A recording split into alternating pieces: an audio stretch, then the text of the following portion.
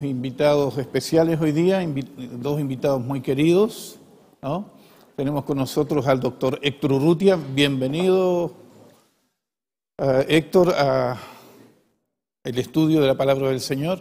Ya habías estado muchas veces con nosotros antes en la predicación, pero mayormente a través de Zoom. Puedes saludar a los hermanos ahí y a los que están en línea. Un gusto saludarlos, hermanos. Que Dios les bendiga.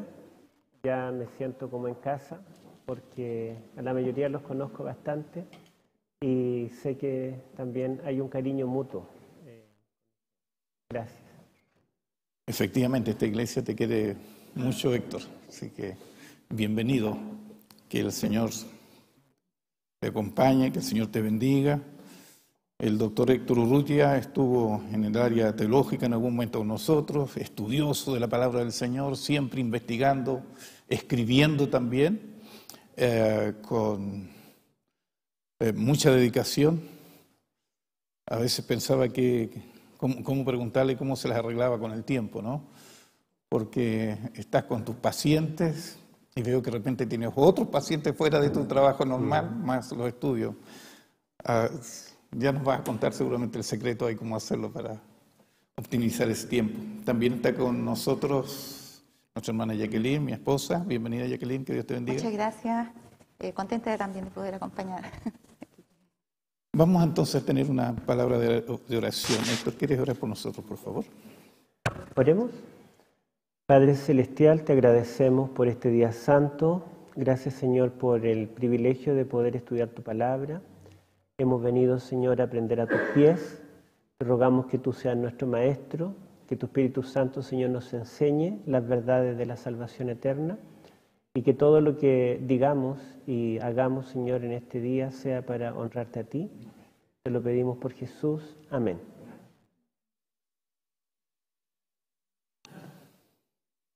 ¿Dónde estás en estos momentos, Héctor, trabajando?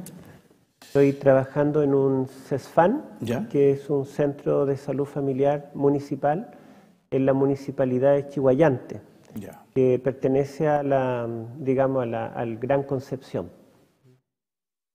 Ahí estoy trabajando 44 horas. Y tenemos la alegría de tenerte con nosotros y muchas gracias por tomar este tiempo. Yo sé que no es fácil a veces. También tu agenda es complicada porque en distintos lugares te van invitando para que puedas compartir de la palabra del Señor. Tengo la agenda bien ocupada y también hago programas, o sea, temas que me invitan por Zoom de otros países y también tengo como unos 20 pacientes que atiendo gratis por teléfono o por Zoom, que me llaman todo el tiempo para pedirme consejos. Ahora te van a aumentar. Claro. Y bueno, entonces estoy escribiendo un libro nuevo también. Se llama Fisiología Médica para Pacientes. Es el libro nuevo. Muy bien. El doctor Héctor Urrutia estudió en Argentina. Acá estudiaste también en medicina acá, ¿no? No, estudié en la UAP. En la UAP, Sí. todos los estudios en la UAP. Acá estudié teología. Acá estudiaste teología. ¿Y en teología hasta dónde avanzaste? Hice el magíster y junto con el magíster hice más de la mitad del doctorado de Antiguo Testamento y algunas materias de doctorado Nuevo Testamento también. Muy bien. Así que tenemos ahí un buen invitado, un buen amigo también. Así que gracias. Vamos a ir entonces a lo que nos corresponde el día de hoy. Hemos estado estudiando, hemos entrado en un nuevo trimestre con un folleto lindo. El trimestre anterior fue muy significativo para la hermandad, no sé cómo lo viste tú, Héctor, pero necesario también. Aunque habían distintos puntos y visiones, pero los hermanos sintieron que era algo que necesitábamos tocar en ese momento, en un momento muy complicado que veníamos pasando, Saliendo, ¿no?, de la pandemia. Saliendo de esa pandemia. Y hoy día entonces estamos con un nuevo folleto, ya es la segunda lección, y el título es La vida eterna, la muerte y la esperanza futura. Y hoy día justamente nos corresponde repasar esta semana la muerte en un mundo pecaminoso. Dios hizo todo perfecto y dice que Él miró su creación y era buena en gran manera, pero habían algunas situaciones que estaban ocurriendo y que el relato bíblico nos deja ver. Entonces, ¿cómo es que ocurrió esta tragedia? Porque no es otra cosa que eso. En nuestro mundo. Bueno, en Génesis, los primeros capítulos nos revelan que cuando Dios comenzó a crear, en la semana de la creación, nuestro mundo, el pecado ya existía. Y también lo dice Elena de White en el libro Historia de la Redención, en el capítulo 1, que cuando Dios ya decidió crear este mundo, ya había un personaje en el cielo, ¿verdad? El ángel caído, que estaba, digamos, tramando cómo usurpar el lugar de Cristo. Y Él se reveló, hubo la batalla en el cielo, y cuando Dios creó a nuestros primeros padres, desde la misma creación, Dios tuvo que advertirles que ya existía el mal.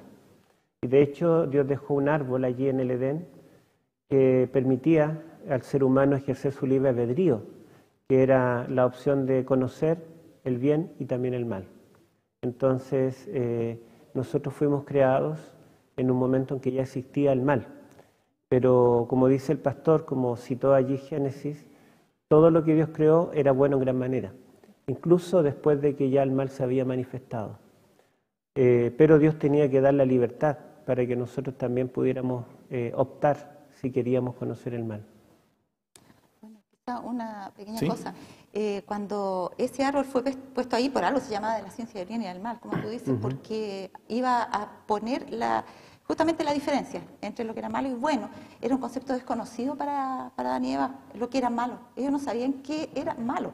Sencillamente sabían que si comían de eso iban a morir, y ciertamente que Dios tiene que haberle explicado en qué consistía la muerte, aunque no la podían dimensionar. Por eso que cuando dice que vieron caer la primera hoja, ellos se entristecieron como nosotros nos entristecemos cuando enterramos a nuestros muertos, porque ahí entendieron la consecuencia del mal. Claro. Entonces eso fue algo paulatino, por eso que eran un poquito ingenuos, se podría decir, y lo único que los podría salvar de las desastrosas consecuencias del pecado era confiar plenamente en Dios. Igual hoy día, nosotros tenemos que confiar plenamente en Dios y no tratar de entender todo necesariamente para obedecer, porque no somos capaces de eso. Ahora, esta caída de nuestros primeros padres tiene que ver con un engaño, o en algún momento tiene que ver con una decisión consciente, porque a veces podemos cometer un error por no darnos cuenta, no pensé, no me di cuenta, pero a veces también tomamos decisiones que conocemos y las tomamos erradas. Bueno, hubo ambas cosas, porque la Biblia dice explícitamente que la serpiente engañó a la mujer, ¿verdad? Y en el diálogo, en las palabras de la serpiente, nosotros notamos que la serpiente, digamos, utiliza mucha astucia para hablar con Eva, y aunque casi no nos damos cuenta en la lectura, en el fondo la serpiente está diciendo todo lo contrario a lo que Dios había dicho, ¿verdad? Dios dijo que no comieran, ella dijo coman, Dios dijo si comen morirán, ella dice si comen no morirán. Entonces en el fondo era un discurso completamente opuesto a lo que dijo Dios. Y si hay dos discursos opuestos, uno tiene que ser verdad, el otro tiene que ser mentira. Sin embargo, tampoco, digamos, fue que Adán y Eva fueran engañados ingenuamente, porque Dios les había advertido del origen del mal, la presencia del mal, y también explícitamente Dios les dijo que no comieran del fruto del conocimiento del bien y del mal. Entonces cuando Eva decidió comer, lo hizo sabiendo que estaba desobedeciendo a la voluntad divina. Y cuando Adán lo hizo también, Adán en realidad estaba plenamente consciente de lo que estaba haciendo, pero lo hizo por amor a Eva. Entonces ninguno de los dos fue engañado en el sentido de no tener culpa. ¿Eran conscientes entonces que era ese el árbol que Dios había dicho? Y no, claro. no, perdón, me equivoqué, no era este el árbol, ¿no? Sino que era consciente que ese árbol no deberían tocar, ¿no? Ahora, probablemente Jacqueline también aquí menciona Elena White que la serpiente en el jardín del Edén comía fruta, ¿no? Así que pareciera que no era muy extraño que Eva viera a la serpiente comiendo una fruta, pero que estuviera en ese árbol. Sí, bueno, hay varias cosas, pero en ese punto específicamente, no era raro que estuviera comiendo fruta, lo raro era que hablara. Sí, eso es. Además de eso, que comiera de las frutas del árbol prohibido y que estuviera viva. Porque también daba para pensar, bueno, Dios dijo que si yo como voy a morir, ¿y cómo no muere la serpiente? Entonces, eso fue un mensaje subliminal. Eso iba a decir yo que Satanás es muy astuto porque no llega inmediatamente diciendo, no, ¿qué están creyendo? No, eso es mentira, no. Primero, y lo que sabemos por revelación, es que él adula a Eva. Lo primero que hace la serpiente es decirle que ella era una persona muy especial, muchas cosas bonitas. Entonces ella, ante eso, como que se relajó y le gustó y estuvo dispuesta a escuchar. Entonces nosotros tenemos que ver esos pasos porque nosotros generalmente somos seducidos de la misma manera.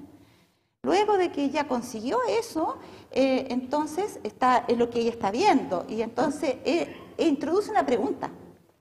¿Con que Dios os ha dicho que no comáis de ningún árbol del huerto? Eso fue lo primero. O sea, hay dos frases que se postulan como lo probable que dijo, pero eso era el mensaje en el fondo. O sea, ¿estás segura que Dios dijo eso? Entonces, él trata primero de llevarla a un terreno donde ¿entendiste bien a Dios? ¿O por qué Dios habrá querido entonces decir eso? A reflexionar junto con él en las dudas. Le introduce en la duda. Y luego después le dice tajantemente, no, eso no moriréis. Ciertamente, o pues que esto pasa, no vas a morir. Entonces, ahí ya entra en una contradicción abierta. Entonces, cuando Satanás nos tienta a nosotros es lo mismo. Satanás no viene directamente a decirnos, no, lo que tú crees es una mentira, sino que empieza adulándonos, luego va por el otro proceso, lentamente, ¿no es cierto?, a dialogar con nosotros de los puntos más en el límite del borde de la duda y la verdad, y luego pone su sentencia, no, yo no creo en eso. Entonces, ese es el cuidado que tenemos que tener porque Satanás no nos va a abordar como nosotros pensamos.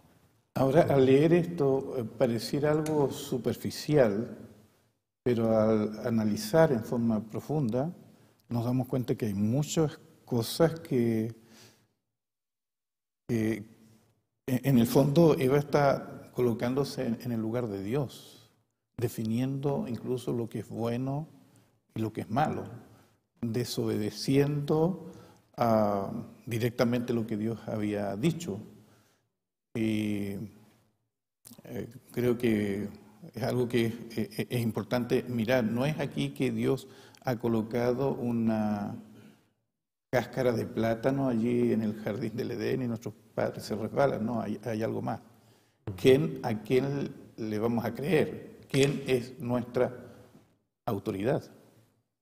Claro, también hay, digamos, una oferta de ser como Dios, porque Lucifer, siendo un ser creado, siendo un ángel, él quiso ser semejante al Altísimo. Y cuando le ofrece el fruto a Eva, le dice, come y seréis como Dios, conociendo el bien y el mal. En otras palabras, si ellos comían de ese fruto, el conocer el bien y el mal los haría ser, digamos, superiores. No es que ellos iban a involucionar, iban a evolucionar, iban a obtener alguna ganancia, iban a llegar a ser Dios. Y es el engaño desde, digamos, que lo comenzó en el cielo y lo sostiene hasta el final, porque en Apocalipsis el conflicto final es que el dragón finalmente será adorado por todos los moradores de la tierra, como Dios, el dragón y la bestia. Y justamente el nombre que usa Cristo cuando se enfrenta al dragón o a Satanás es Miguel, que significa el que es como Dios. Entonces el único que es como Dios es Cristo. ¿Qué pecado cometió Eva aquí? Junto pareciera que con el pecado de la codicia viene todo, ¿no? Sí, egoísmo, falta de amor por su creador, muchas cosas, pero hay algo interesante aquí en la caída. Yo fui a mirar el texto de 2 Corintios 11, que es muy interesante cuando Pablo tiene una... Porque siempre el diablo actúa de la misma manera. Entonces, acá dice, por ejemplo, lo están cuestionando a Pablo, y el versículo 2 dice, porque os celo con celo de Dios, porque os he desposado a un esposo para presentaros como una virgen pura a Cristo, mas temo que de alguna manera, como la serpiente engañó a Eva con su astucia, así sean corrompidas vuestras mentes de la simplicidad que es en Cristo. Porque si alguno viene y predica otro Jesús que el que os hemos predicado, o recibís otro espíritu del que habéis recibido, u otro evangelio del que habéis aceptado, bien lo toleráis. O sea, ustedes no me aguantan a mí, ¿ya? Pero a cualquier otro que viene con otras cosas novedosas que a ustedes les llaman la atención, a ese lo aceptan, porque ustedes se dejan guiar por lo externo, y él decía que su apariencia externa era pobre, eso lo había dicho también en otra epístola. Entonces ustedes se están guiando por sus sentidos, pero le dicen, no, yo me estoy temiendo que le va a pasar lo mismo que a Eva. Y Eva fue engañada porque ella se fijó en la apariencia del árbol, que era hermoso, era un árbol comestible porque la serpiente no moría por él, podía también ella probarlo, ¿no es cierto? Y luego vinieron los argumentos y luego cayó. Entonces, nosotros tenemos que tener cuidado, como vuelvo a repetir más o menos, de no caer en el mismo proceso, de no fijarnos en lo externo, sino que aquí nuestra fe debe estar fundada solamente en lo que Dios ha dicho, la palabra de Dios. Eso decía, el día que de él comieres, ciertamente morirás. Y eso va a ser. Entonces, todo lo demás son subterfugios. La gente no dice, no, tu evangelio, es que eso es para gente retrógrada, gente que no piensa, pero ¿cómo tú no has pensado y tú te vas a creer esas cosas? No caigamos bajo esos engaños. Creamos la palabra de Dios tal cual es simplemente y vamos a estar seguros. Ahora, esto... El enemigo hoy día usa el mismo formato, ¿no? Tú mencionabas que comienza suavemente en una conversación distendida, pareciera, y termina diciendo, no moriréis, ¿no? Claro.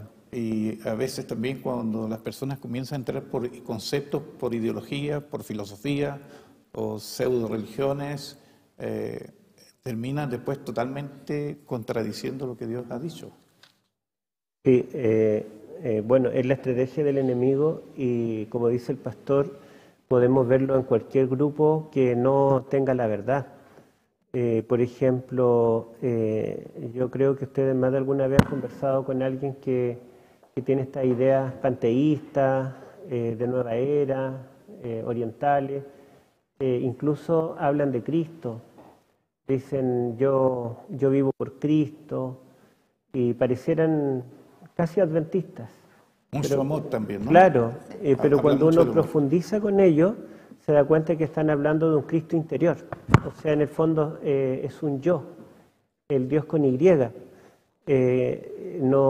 Cristo no es alguien que está fuera de ellos, que está en el santuario celestial, el que murió en la cruz, sino Cristo es algo que yo puedo desarrollar en mí. Y cuando uno, por ejemplo, conversa con estos hermanos que niegan el Espíritu Santo o que se pretenden hacer judíos, son atractivos al principio y pareciera que se van a las raíces porque enseñan hebreo, y muchos hermanos se sienten como atraídos porque pareciera que con ellos van a conocer más profundamente la Biblia. Sin embargo, paulatinamente los van guiando a negar a Cristo, a disminuirlo. Cristo es el Salvador, pero no es Dios. Y me acuerdo de una materia en teología que era la materia de sectas y denominaciones cristianas, donde vimos en forma general todas las distintas denominaciones cristianas y sectas que hay. Entonces el profesor destacó algunas doctrinas que eran incorrectas, no bíblicas. Y bueno, los alumnos le preguntábamos por esta doctrina, ¿qué piensa esta otra doctrina? Entonces él dijo, miren, yo les voy a decir la clave para que ustedes mismos descubran cuándo una doctrina es correcta o no. Y nos dijo la clave es que toda falsa doctrina, toda herejía, disminuye a Cristo en alguna forma. Por ejemplo, Cristo es el Mesías, pero no es plenamente Dios. O Cristo es el Salvador, pero la salvación no es solo a través de Él. Cristo es el sumo sacerdote, pero hay otros que pueden también interceder o mediar. En fin, Cristo, digamos, nos salva, nos da vida eterna, pero en el fondo la vida eterna es algo intrínseco, porque el alma es inmortal. Entonces siempre Cristo no es el único o no es lo más grande. Siempre en alguna forma se disminuye a Cristo. Y nosotros podemos ver que en esta doctrina de la inmortalidad del alma, en el fondo disminuye a Cristo. Porque la Biblia dice que la única forma de obtener vida eterna es a través de lo que Cristo hizo en el Calvario. Y si nosotros creemos que la inmortalidad es algo inherente al ser humano, hay algo en nosotros que es inmortal, que va a vivir eternamente o en el cielo o en el infierno, entonces Cristo pasa a ser algo periférico, algo accesorio, no es, ¿verdad?, el todo. Cuando los pioneros descubrieron en 1888 en el Congreso de Minneapolis que el que murió en la cruz era Dios, porque los pioneros al principio pensaban, la mayoría, que Jesús era un ser creado. Pero cuando descubrieron que el que murió en la cruz era el mismo creador, era Dios, ellos entendieron la dimensión del amor de Dios y de la salvación. ¿Cómo es posible que no es que Dios dio a alguien para salvarnos? Dios se dio a sí mismo. Y Juan 1:18 dice que el Jehová que le dijo a Adán y Eva, yo moriré por ustedes, allí en el Edén, el que los vistió con túnicas de pieles, era la segunda persona de la divinidad. Era Jesús mismo. Entonces Jesús mismo, que es el creador, es el que toma el lugar del pecador.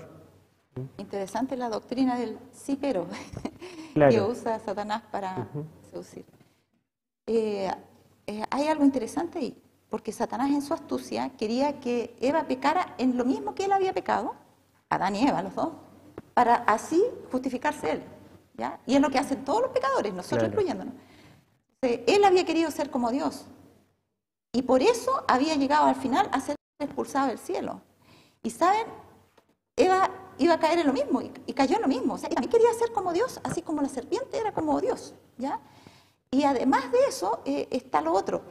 Dice que Satanás, ¿por qué cayó en el cielo? En una cita de Historia de la Redención dice, su corazón estaba lleno de amor y gozo al servir a su Creador, hasta que comenzó a pensar que su sabiduría no provenía de Dios, sino que era inherente a sí mismo, que él era tan digno como Dios de recibir el honor y el poder. Está en realidad, en verdad, cerca de Los Ángeles, página 34. Pero lo interesante es que hoy se escucha eso mismo, el poder está en ti, la fuerza está en ti. O sea, tú no necesitas a Dios, tú eres tu propio Dios. Tú aquí con tu bolsillito tienes el poder, tienes la fuerza. Con tu inteligencia tienes el poder, tienes la fuerza. Con tu influencia tienes el poder, tienes la fuerza. Tú no necesitas a Dios. ¿Se fijan? Tú ya eres Dios. Entonces es más o menos el mismo engaño, pero con distintos disfraces. Con toda esta tragedia vimos la semana pasada el rasgo del carácter de Dios que la verdad es que endereza todo esto, ¿no? Que a pesar de esta desobediencia, de este engaño y por qué no decirlo, de esta negación y de esta falta de fe de nuestros primeros padres, porque al creerle a Satanás estaban diciendo también que Dios les estaba mintiendo, Dios no, le estaba ocultando algo. Entonces el Señor tiene un plan, ¿no? Y lo mencionabas recién en el primer sacrificio. Ellos se cubren, el pecado va a traer un cambio completo, no solamente en nuestros primeros padres, y no solamente incluso en esta tierra, sino en el mundo entero, en el universo entero, ¿no? Porque va a haber pena, va a haber tristeza de que la raza humana ha caído, pero en esa misericordia y en ese amor, Dios siendo justo y misericordioso a la vez, no abandona a nuestros primeros padres. Claro. Sale el encuentro de ellos. Exactamente. Bueno, una vez un profesor dijo que cuando Génesis 3 en la Biblia dice el título La caída, él decía que estaba en desacuerdo con ese título, porque la caída son solamente 5 o 6 versículos, pero todo el resto del capítulo es la redención de la caída. Entonces, el énfasis del autor en el Génesis 3 es justamente mostrar la salida que hay al pecado. No es tanto el énfasis en la caída misma del hombre, sino en la solución que Dios da. Y esa solución es más que perdón, ¿no? Claro. Es un perdón y una restauración. Justificación y restauración. Claro. Es que Claro. siempre es más fácil pecar que salir del pecado. Ujú. Entonces está en relación proporcional. Claro. Muestra el pecado como cayeron y después la salida es lo difícil. Y llevamos 6.000 años saliendo de este asunto. Entonces, claro. Sí, yo justamente este año, bueno, este mes, en octubre, nosotros recordamos el juicio investigador, que comienza en 1844, un 22 de octubre. Ahora cayó la fecha el 5 de octubre, ¿verdad? El día de la expiación. Y el juicio investigador es por causa del pecado y beneficia al pueblo de Dios. Y el primer juicio investigador justamente está acá, porque cuando Adán y Eva pecan, Dios no viene a ejecutar sentencia, Dios viene a hacer un juicio investigador. Pero el juicio investigador es para Adán y Eva, porque son beneficiados. Dios les hace preguntas, investiga, ¿dónde estás? ¿Quién te enseñó? ¿Por qué? Dios pregunta, investiga, pero al igual que lo que está ocurriendo desde 1844, no es porque Él no sepa, sino que hay un universo expectante, y este tema es cósmico, ¿verdad? Entonces Dios hace pregunta, investiga a Adán, a Eva, pero lo interesante es que Dios nunca hace un juicio investigador para la serpiente. Podemos darnos que la serpiente solamente recibe un juicio ejecutivo. Y así también Elena de White dice en el Gran Conflicto que el juicio investigador que comenzó en 1844 es solo para el pueblo de Dios y no para los perdidos. Entonces es interesante, ¿verdad?, cómo aquí tenemos el primer paralelo. Tenemos aquí una... ¿Jacqueline, sí? Sí, tenemos que en el cielo el Señor, es muy sabio, ¿no? En el cielo el Señor no puso un árbol de prueba. ¿Y qué pasó? Porque no puso arbolito, ni Satanás se daba cuenta que sus sentimientos y sus ambiciones eran malas. No se daba cuenta en un principio. Entonces demoró mucho tiempo en madurar el mal para que fuera evidente. Pero cuando él puso el arbolito acá, era muy sencillo. Si tú quieres desobedecer, inmediatamente vas a saber lo que es malo y bueno, y al final las consecuencias son menos, digamos, para ti mismo. Satanás, mientras que maduraba el mal, fue haciéndolo y fue engañando a un montón de gente. Entonces, hoy día igual, la gente lo critica a Dios, primero porque algunos casi, pero si dijo eso, es justo para que uno lo haga, es como una tentación que Dios nos diga no hagas tal cosa. O sea, no, con arbolito no. Pero cuando no hay ninguna cosa y nosotros le hablamos con buenas palabras y puro amor y nada más, la gente dice, es que yo no entendía, yo no sabía, yo llegué a eso, no me di ni cuenta. O sea, siempre hay excusas, pero dejó sin excusa a los habitantes del cielo por el método que usó con ellos y sin excusa a los habitantes de la tierra por el método que siguió con ellos. Héctor, aquí hay una promesa en Génesis 3:15. No sé cuál fue tu experiencia. La mía, siendo adventista desde pequeño, me decían que aquí estaba el Mesías, que aquí estaba la promesa, y llegó un momento en que lo descubrí, pero al comienzo no encontraba la promesa. ¿Cómo podemos explicarlo para que las personas que nos están viendo en las redes, en todos los lugares, comprender dónde está aquí la promesa entonces en Génesis 3:15? La promesa evangélica, ¿no? Sí, bueno, lo primero que hay que notar es que el juicio investigador comienza en Génesis 3:7 y termina en Génesis 3:13. Ahí tenemos el juicio investigador, todas las preguntas que Dios le hace a Adán y a Eva. Desde el versículo 14 hasta el 20 tenemos el juicio ejecutivo. Pero primeramente el juicio ejecutivo es para la serpiente, que son los versículos 14 y 15. Entonces, versículos 14 y 15 son la sentencia de muerte para la serpiente, el final. La serpiente, el originador del mal, y el mal, el pecado y sus consecuencias y la muerte, todo acabará un día. Eso es en el fondo lo que nos dice. Ahora, el versículo 15 específicamente, Dios le dice a la serpiente, pondré enemistad entre ti y la mujer. Y esa enemistad, ¿verdad?, nos muestra que el conflicto cósmico que había comenzado en el cielo, ahora se daría en la tierra también, ¿verdad? Habría dos bandos, habría una enemistad, habría un conflicto. Y dice, y esta enemistad será también entre tu simiente y la simiente de la mujer. Es decir, la enemistad continuaría en la descendencia, ¿verdad? Habrían dos familias, dos descendencias, una buena y una mala. Y le dice también allí, la simiente de la mujer, te herirá en la cabeza, y tú le herirás en el calcañar. Y el verbo herir, aquí en hebreo es shuf, que solo aparece en Génesis, solo en Génesis, y significa destruir. O sea, no es una herida de la cual alguien se puede recuperar, sino que se refiere a una herida mortal. Por lo tanto, la serpiente será herida en la cabeza de muerte. No es el cuerpo, sino una herida mortal en la cabeza. ¿Y quién se la va a provocar? Un descendiente de la mujer, la simiente. Por eso es que la palabra simiente pasa a ser clave en todo el Antiguo Testamento. Se le promete a Eva, se le promete a Noé, se le promete a Abraham, a Isaac, se le promete a David, etcétera, ¿verdad? Y siempre pareciera que Abraham es la simiente, pero no, es un hijo de él. Isaac, no, es un hijo de él. David, no, es un hijo de David. Y finalmente Pablo nos dice en Gálatas 3:16, y la simiente era Cristo. Entonces Jesús es esa simiente.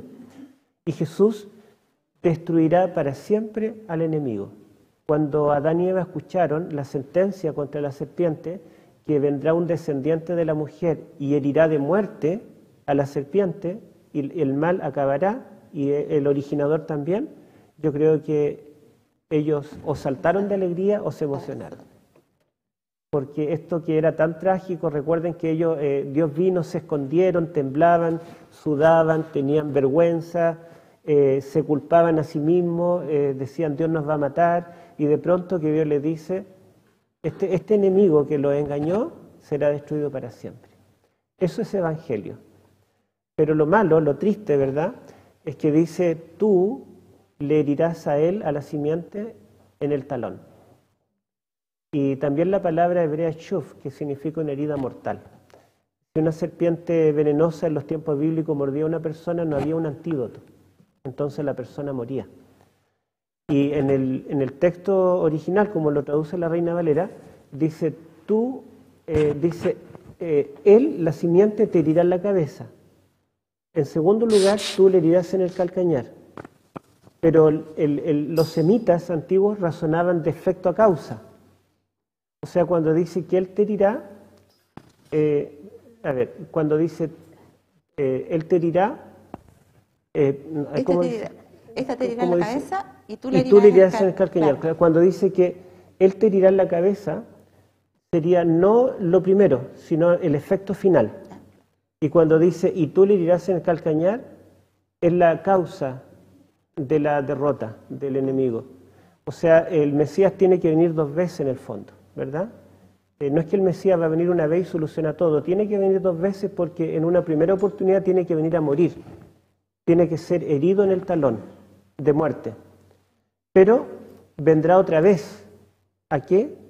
A terminar con el enemigo. Entonces aquí ya se anuncia la muerte sustituta de Cristo en lugar del pecador, ya se anuncian las 2 venidas, ya se anuncia el fin de Satanás y del mal. Ahora, en el texto hebreo original, el capítulo 3 no termina acá, sino que termina en el capítulo 4:26. O sea, todo el capítulo 4 es parte de este capítulo. Es un mismo capítulo y se utiliza la misma terminología clave. Entonces, inmediatamente después de que Dios los viste de túnicas de pieles, dice que Adán conoció a su mujer y nacen en el fondo 2 hijos. 2 hijos que representan el bien y el mal, las 2 simientes, y que efectivamente tienen enemistad. Y también uno mata al otro. Entonces ya en estos 2 hijos, Caín y Abel, se ilustra esto que se le dice a la serpiente. Y el texto lo coloca junto dentro de un mismo capítulo, a pesar de que tiene que haber pasado por lo menos unos 100 años para que ellos fueran adultos. Pero a pesar de que el hijo bueno muere y no deja una simiente para que venga el Mesías de él, el texto termina diciendo que Adán conoce otra vez a su mujer y tiene a luz otro hijo que se llama Sed, y ella dice, este hijo me lo puso Dios. Así dice el original. Porque Eva reconoce que el Mesías debe ser divino y humano. Pero lo interesante, ¿verdad?, es que cuando los rabinos judíos tradujeron el Antiguo Testamento al griego 3 siglos antes de Cristo, ellos no colocan allí, me lo puso Dios. Ellos traducen literalmente, este hijo lo resucitó Dios en lugar de Abel. O sea, como que reconocen que tanto Abel como Sed, los 2 representan al Mesías. Pero si Abel representa al Mesías y recibe la herida de muerte, pero después Sed representa al Mesías que va a vencer a la serpiente, ¿cómo lo va a vencer si murió? Entonces la única alternativa en la mente judía es con la resurrección, porque no creen en la inmortalidad del alma. O sea, ahí ya tenemos la doctrina de la resurrección, la primera promesa de resurrección. Y está implícito, porque si el Mesías viene 2 veces, la primera vez muere y después viene de nuevo a destruir al enemigo, es porque resucitó de los muertos. Muy bien. Está muy lindo el poder ir avanzando, solo que tenemos un tiempo limitado y ya estamos en ese tiempo. Jacqueline, ¿cómo podemos resumir la lección de esta semana? Sí. Si pudiéramos, para fijar en la mente de quienes nos están viendo, nuestros amigos. Sí. Quisiera dejar un puntito importante antes de eso porque nos va a servir a todos. Sabemos que la curiosidad mató a Eva también, dentro de todo. El ser humano hoy día le gusta mucho conocer el futuro, pero no le gusta mucho saber lo que tiene que hacer. En el caso de Saúl, se dice acá en 1 Crónicas 10, 13 al 14, así murió Saúl por su rebelión con que prevaricó contra Jehová, contra la palabra de Jehová, la cual no guardó, y porque consultó a una pitonisa y no consultó a Jehová, por esta causa lo mató y traspasó el reino de David a David, hijo de Isaí. Es lo mismo que pasó acá en Edén, ¿no? Quiso ella, en vez de consultar a Dios o a su esposo, que podrían juntos haber hecho frente a ese engaño, ella siguió consultando a la serpiente. Y entonces, ¿qué tuvo que pasar? Dios tuvo que permitir que murieran, ¿ya? Pero sabemos, y en eso resumiendo la lección, y vamos a estudiarlo más adelante, que Dios trae en su propia muerte la solución para poder intercambiarla y darle la vida que Él tenía a la humanidad. Así es que lo lindo es que hay esperanza después de todo y que estas mentiras siguen surgiendo hoy de la misma manera, usando Satanás las mismas estrategias. Debemos conocerlas muy bien. Yo diría que lo máximo que podemos traer aquí es: la palabra de Dios es soberana, está por sobre todos los pensamientos humanos, las concepciones culturales, todo lo que queramos pensar está por debajo de la palabra de Dios. No nos deslicemos como Eva, porque vamos a terminar igual. Muy bien, hay una hermosa creación, hay una tragedia, pero Dios trae la solución, Dios tiene la solución, Héctor, y hay varias preguntas, pero quiero que podamos terminar con esta.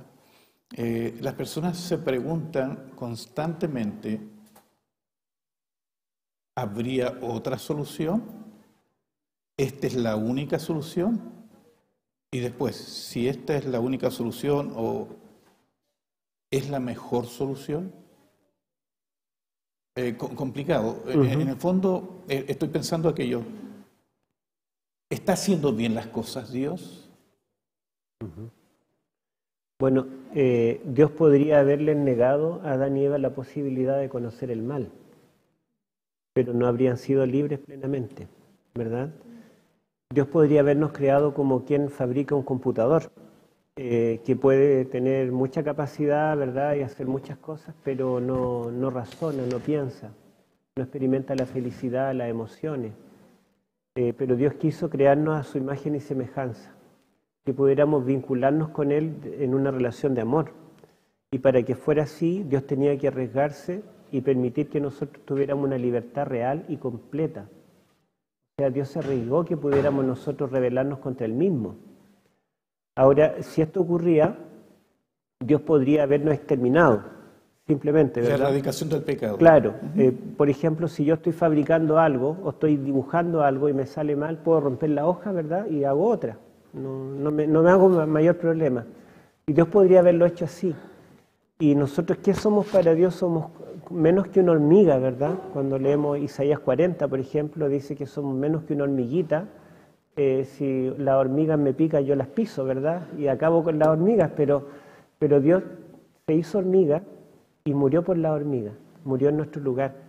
Entonces la respuesta de Dios al pecado, que no fue improvisada, porque dice Apocalipsis que era un plan trazado desde antes de la fundación del mundo. En ese momento fue revelado, comenzó a ser revelado porque fue revelado plenamente en la cruz. Pero incluso para Satanás fue una sorpresa, porque Satanás seguramente razonaba que Dios había prometido que si comían ese día morirían. Por lo tanto, ese día Dios debía matarlos. Y como Dios cumple y no miente, entonces al matarlos, Él iba a proclamar que Dios era un Dios asesino, un Dios tirano. Dios nos da oportunidades. Y si Dios era el malo, entonces Lucifer era el bueno. Y Lucifer hubiese dicho que tenía razón. Claro, Lo que estaba planteando. claro. Ahora, si Dios los perdonaba y decía ya, ok, en ese caso, ¿verdad? Satanás habría dicho, Dios no es confiable. Dios no es justo porque Él prometió y no cumplió. O sea, debe matarlos. Así que Satanás dijo, yo tengo a Dios atrapado entre la espada y la pared. Si los mata, gano, y si no los mata, gano. Pero nunca imaginó que Dios iba a hacer ambas cosas. Que Él mismo iba a poner su vida por el pecador. O sea, nunca pensó que el amor de Dios iba a llegar hasta ese extremo. Porque en el fondo Dios tenía que matarlo ese día, y de hecho ese día hubo un sacrificio. Solo que no fue Adán y Eva, fue un sustituto, ¿verdad? Con cuya piel Dios cubrió a Adán y Eva. Pero ese sustituto representa al Hijo, a esa simiente que van a ser. Y Cristo, la simiente, es el que muere por nosotros en la cruz. O sea, Dios se hizo culpable, Dios se tomó la culpa nuestra. Y en el santuario vemos que finalmente todo el pecado, la impureza, la enfermedad, el dolor, era llevado ¿a dónde? Al santuario, a la casa de Dios. Dios se tomaba para sí esta culpa, ¿verdad? Hasta el día de la expiación, que es lo que vamos a estudiar más tarde. ¿Ocupar 2 segundos? Nada más. Solamente 2 segundos. Pero enseguida, ya quiero sugerirles que den una examinadita a los primeros 3 capítulos del Deseo de toda la gente, subrayenlo, háganlo con cuidado, y se van a dar cuenta y van a descubrir cosas muy, muy especiales. La forma en que Dios está tratando con el mal, por supuesto que es la forma divina, ¿no? Es la única que asegura para la eternidad que el pecado nunca más se vuelva a levantar, y es hecho con justicia y con misericordia. Porque el amor sin justicia es un amor enfermo, y la justicia sin amor es una justicia impía. Solamente para decir esto, que es importante porque lo saltamos. ¿Dónde están los muertos ahora? El Señor lo dijo, San Juan 5, 28, 29, todos los que están en los sepulcros, todos los que están en los sepulcros oirán su voz. ¿Y quiénes van a resucitar? Todos, unos para vida y otros para condenación. No están en el cielo, están en los sepulcros. Van a resucitar todos, buenos y malos. Solamente que el destino de esa resurrección tiene que ver con lo que hayan hecho en esta vida y con lo que hayan hecho en relación con el don de Dios. Claro.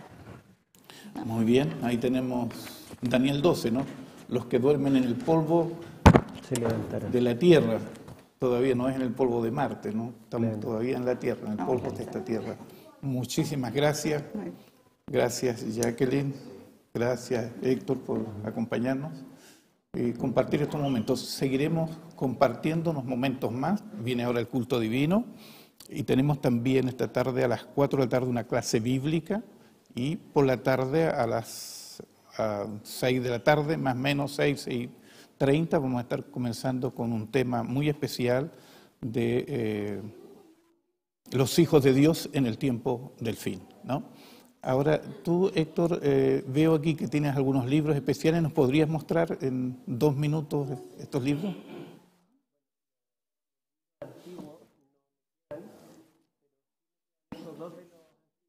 Son los menos antiguos, digamos, el origen de la vida, el Big Bang y el Génesis, donde justamente yo profundizo en esto de la salvación, y Génesis 3:15, la caída, y este que se llama el Espíritu Santo y la pluralidad de Dios, que yo hice el lanzamiento acá antes de que saliera de la imprenta, hace ya, no sé, 1 o 2 años, más yo creo, antes de la pandemia.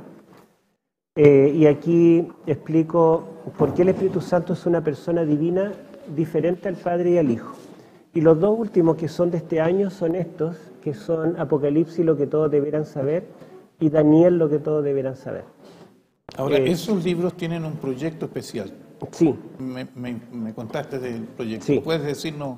Pero es un secreto. Es un secreto, ok. Lo diré en el sermón, Ya. así que no se pueden ir. Muy bien. Entonces, yo diré cuál es el propósito de este asista al libro. sermón, entonces, y usted va a tener la respuesta. Muchas gracias, que el Señor les bendiga. Un abrazo a ustedes en casa, donde estén, si está viajando, si es de la iglesia, si es un simpatizante, si es un amigo, lo queremos igual. Que Dios les bendiga, que el Señor le acompañe. Gracias por estar con nosotros. Que tenga un hermoso día y una linda semana. Y nos veremos, Dios mediante, el siguiente sábado.